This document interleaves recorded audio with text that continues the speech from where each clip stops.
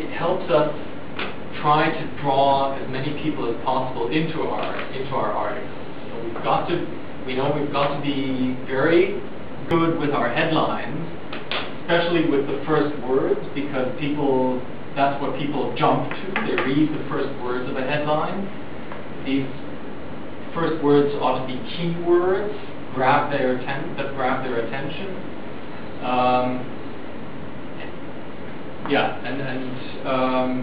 If we can also get a good picture, then that's even better, because that will also generate attention. But it should be a picture that's not confusing, easily recognizable. A face, for instance. Remember the picture from the Myanmar website? Everybody looked at that. Or on the BBC website, also just a face of a man. Everybody looked at that one. So those kind of pictures also attract a lot of attention and get the user into your story.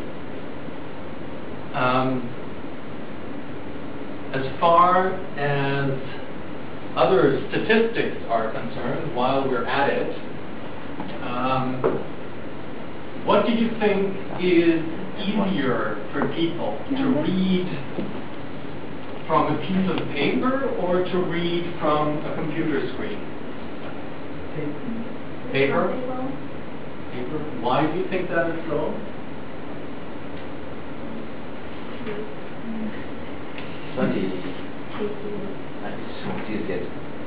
I asked, what is easier for people to read from a piece of paper or to read from a computer screen?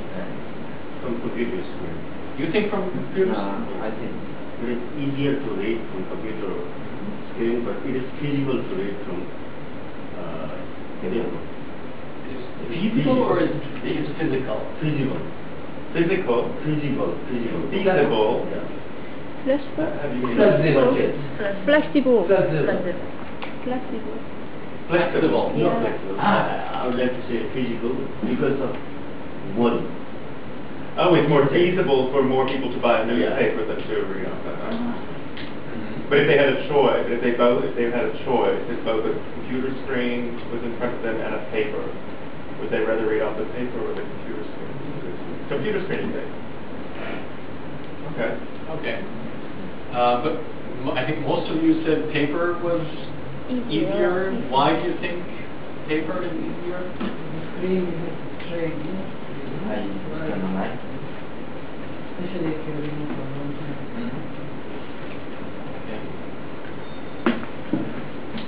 Maybe it's better for your eyes. Yeah. So that is one aspect of it. Yeah. Maybe it's also the position in which you sit when you read from a computer screen, because you're usually sitting at a desk and bent forward, looking at the screen.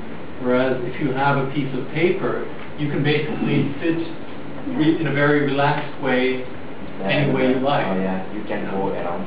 You can move around. You could even do that. Yeah. As a matter of fact, reading the same text from a screen and reading the same text from paper from a screen takes about 25% longer. If you try to read the same text, at least that's what the researchers say, because it's more strenuous for the eyes, and it's more uncomfortable because you're leaning forward. At least that's what they say.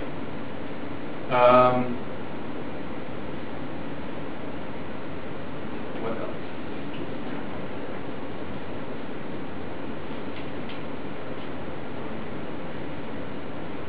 When we talk about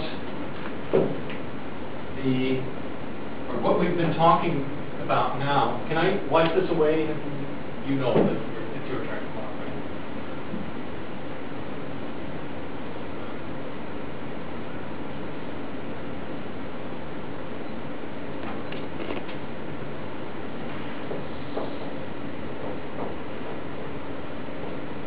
What we're talking about now is the usability of a website. How easy is it for an average person to use a website and get the information that they want out of this site.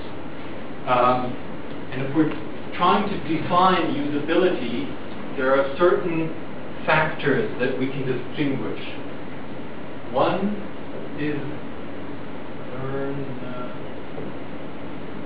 learnability. Can you imagine what that's supposed to mean? Learnability?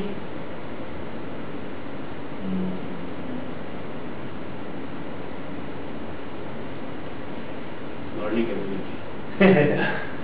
Yes. With regard to website, it means how easy is it to learn how to navigate that website, or how easy is it to understand how I can get what I want out of this website the first time I'm there. So if I see it, let's just look at an average website again.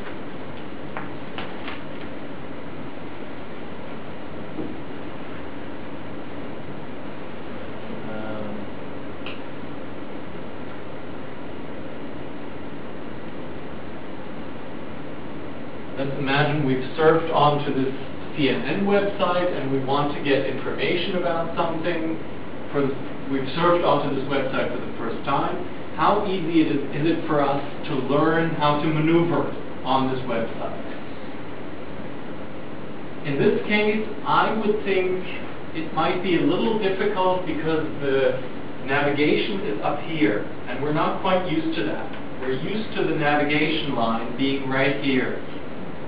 So if we visit this website for the first time, we might be a little confused because we don't know how to click on different categories. So maybe that would be a disadvantage as far as learnability is concerned. Second point is efficiency. And that means how quickly can I achieve what I want to achieve on this website? How many clicks do I need to get what I want? In this case, okay, I'm on an article page, so supposedly, or I guess I've already found what I'm looking for. But sometimes you have websites where you have to make 3 or 4 clicks until you get to the story, because the website wants to increase its number of clicks, wants to sell advertisements, so they send you on a detour until you get to the information that you want. So as far as efficiency for the user is concerned, such a website would not be very usable.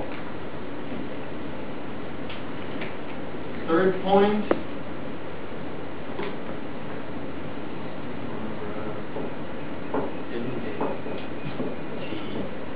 memorability. Can you imagine what that means?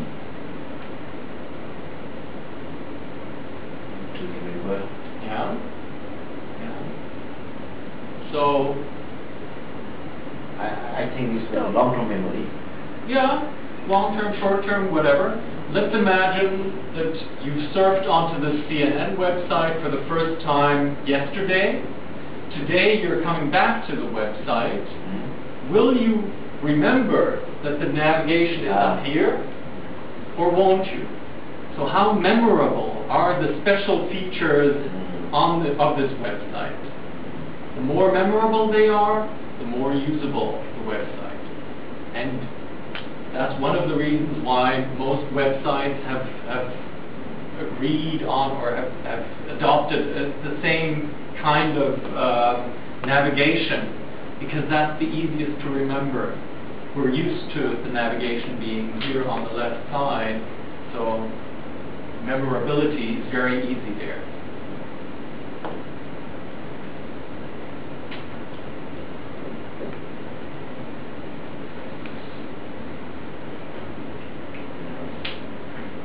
Errors is another factor when we talk about usability. How many wrong clicks or wrong turns does a user make who tries to get information from a certain website? And how easy is it for the user to recover from these errors? Sometimes on websites you make one click and you cannot get back to where you were originally. So in those cases, it's hard to recover from those errors that you've made. On other websites, the navigation is very clear, and even if you've clicked on the wrong article, a story that you don't want to read, it's easy to get back to where you once were.